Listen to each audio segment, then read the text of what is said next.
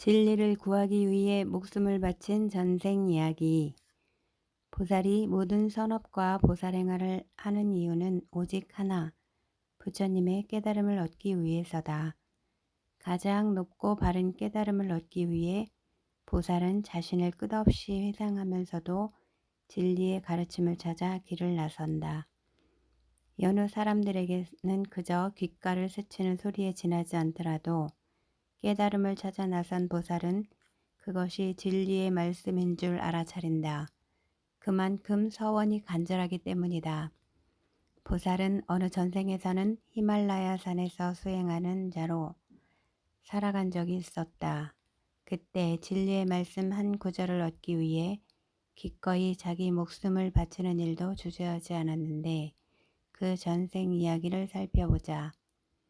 히말라야 산에 홀로 살면서 수행으로 온종일을 보내는 구두자로 태어난 보살은 일찍이 부처님이 세상에 나셨다는 소식도 듣지 못했고 부처님의 가르침도 듣지 못했다. 홀로 용맹정진하는 가운데 어디선가 누군가가 자신에게 진실한 가르침을 들려주기만을 간절히 바라고 있었다. 이 구두자의 간절하고도 진지한 모습을 보고 천상의 제석천과 신들이 감탄하여 말하였다. 천상의 신과 인간 세상 모든 사람들은 번뇌라는 도끼에 시달리고 있다. 만일 세상에 부처라는 나무가 있다면 모든 중생이 그 나무의 서늘한 그늘 아래로 모여들 것이다. 그러면 온갖 번뇌의 도끼가 사라지리라. 저 구도자가 다음 세상의 부처가 된다면 천상의 신인 우리도 뜨거운 번뇌를 없앨 수 있을 텐데 과연 그렇게 될까? 중생이란 티끌 같은 이유만으로도 마음이 흔들리는 존재들이다. 그래서 제 아무리 가장 높고 바른 깨달음을 얻겠다는 마음을 내더라도 끝내 이루는 자들은 흔치 않다.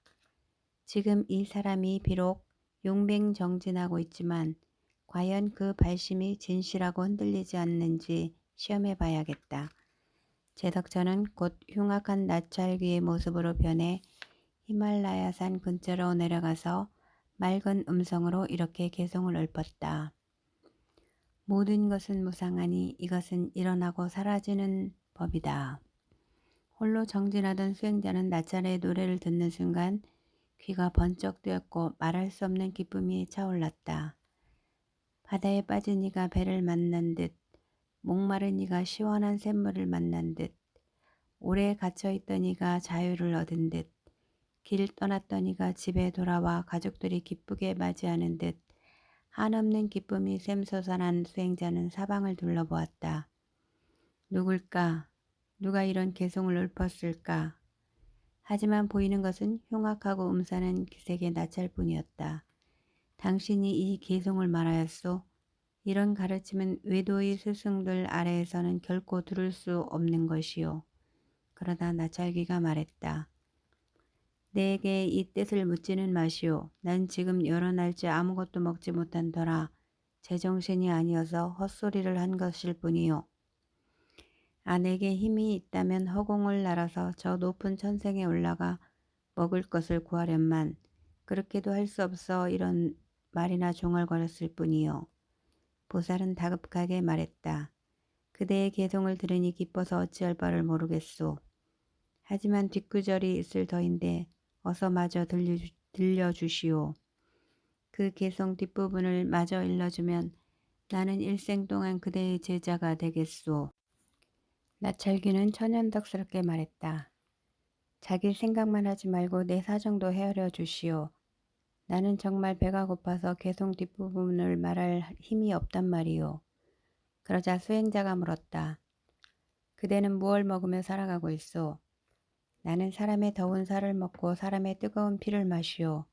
복이 없으니 이런 것만 먹고 살 수밖에요. 그대가 그 개송 뒷부분을 마저 말해준다면 나는 그 개송을 듣고 나서 이 몸을 당신에게 공양 올리겠소. 나는 지금 가장 높고 바른 깨달음을 구하기 위해 이 부서지기 쉬운 몸을 버리고 견고한 몸으로 바꾸려 하오. 그러니 개송 뒷부분을 들려주시오. 나찰귀가 말했다. 그렇다면 뒷부분을 들려주겠소. 잘 들으시오. 일어나고 사라짐이 소멸하면 열밤의 즐거움이다. 나찰이 마저 들려주자 보살은 개송의 뜻을 깊이 마음에 새기고 사방의 벽과 나무와 길에 이 개송을 써놓았다. 그런 뒤에 약속대로 나찰에게 제 몸을 주기 위해 온매무새를 정돈하고 높은 나무로 올라갔다. 이때 나무신이 놀라서 물었다. 대체 그 개송이 그대에게 무슨 이익이 있습니까? 이 개송은 과거와 현재와 미래의 모든 부처님께서 말씀하신 법으로 모든 것이 실체가 없음을 말하는 것입니다.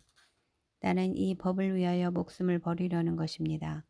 이런 나의 공량은 명예나 권력, 재물이나 좋은 가문에 태어나기 위함이거나 인간 세상이나 천생의 즐거움을 얻기 위해서가 아닙니다. 깨달음을 이루어서 모든 중생들을 생사의 괴로움에서 구제하기 위함입니다. 보살은 다시 말하였다. 인색하고 탐욕스러운 자들은 모두 나와서 내가 지금 몸을 버리는 모습을 보시오.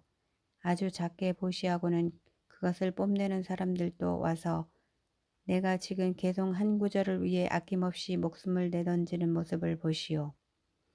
이렇게 말을 마친 뒤에 보살은 나무 아래로 몸을 던졌다.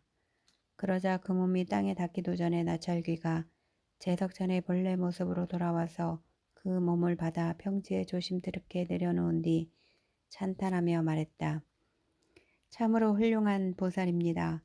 당신은 한량없는 중생에게 이익을 주려고 칠흑 같은 문명 속에서 법의 횃불을 밝히려고 하신 분입니다. 제가 열애의 큰 법을 아끼느라고 당신을 번거롭게 해드렸으니 모쪼록 저희 잘못을 용서해 주십시오.